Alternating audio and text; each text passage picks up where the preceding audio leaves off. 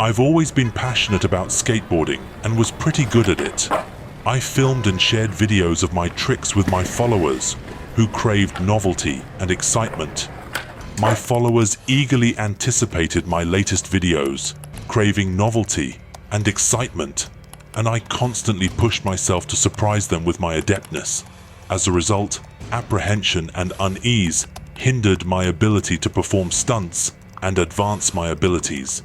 However, one day, a troubling feeling crept up on me. It started when I detected an anomaly in one of my recordings. In this video, I was doing a complicated stunt in a car park, and in the background, right in front of the camera, there was a man standing in the background. The man was dressed in dark clothes with a cap over his eyes. He wasn't moving. He was just standing there looking straight into the camera lens. It was a very strange moment, but I thought it was a random intervention by a passerby. A few days later, however, I discovered that the same man appeared in another of my videos. This time he was standing on a city street, and I was doing the stunt on the opposite side of the road. It became incomprehensible to me how this stranger could be in the frame again. A week later, I made another video, this time in an old abandoned skate park. It was evening and I was alone. But as I watched the footage, I saw the figure of the dark stranger in the video again. I didn't understand how it could be.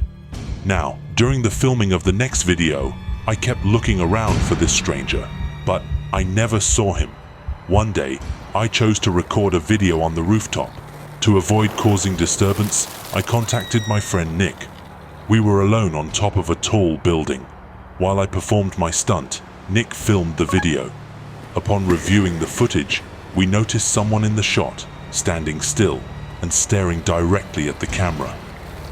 Nick and I exchanged glances, realizing we were the only ones on the rooftop. Our panic surged, and we hurried to flee the scene. As I dashed away, I sensed the stranger's gaze on my back. My palms were damp, and I fixated on who or what he was and why he pursued me. I meticulously examined the videos and footage for clues, to no avail. The sense of dread lingered.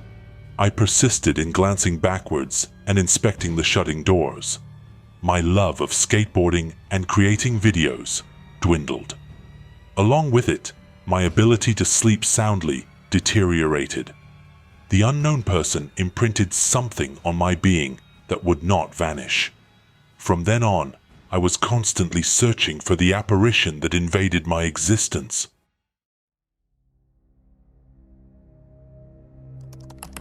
I made a virtual friend called Shadow while playing an online game. We quickly became close. Shadow was skilled in magic, and we frequently battled together in arenas and dungeons. He shared tales about his life, hometown and family, which were fascinating to hear while we explored virtual forests and castles. Eventually, we agreed it was time to meet up in person. "Jake, I need your help," he messaged me one night after we defeated the dragon. He gave me the address when I asked. I arrived as the sun was starting to set. We agreed to meet at his actual hideout, an old, abandoned building. However, Shadow didn't turn up. As time passed, my concern heightened. Shadow didn't respond to my calls or texts, causing my heart to race with anxiety. Doubting whether I had located the meeting point correctly, I searched for his address on Google. With every step, my uncertainty deepened. Eventually, I stumbled upon an article about a boy who disappeared a decade ago. I was horrified to see the boy's photo matched Shadow's avatar in our game. My heart was racing, and it felt like the world was collapsing around me. Even though I was scared of what I might find, I had to investigate. So, I made the decision to return to the old building where Shadow arranged the meeting. I reached the door and opened it slowly. I entered the dark room and saw the glow of an outdated computer screen covered in dust and cobwebs. It hadn't been touched in years, but to my shock, it was still running our treasured internet game. On the left sat a heap of dusty photos, and one depicted a boy just like Shadow. Overwhelmed with fear and dread, I hurriedly left the spot, feeling trapped like a fly caught in a spider's web.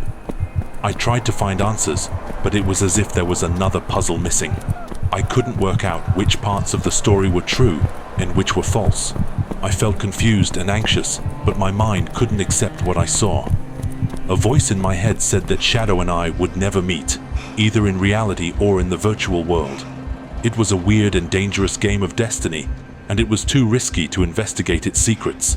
So I left with fear and hesitation, abandoning Shadow's mission and leaving the enigma unsolved.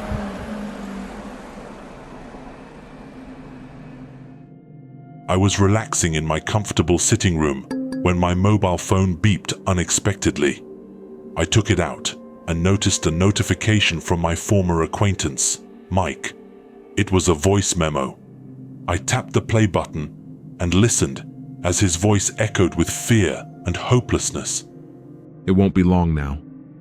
I can't continue battling. Farewell, old chum. My heart raced as I quickly rang him, praying it was a prank.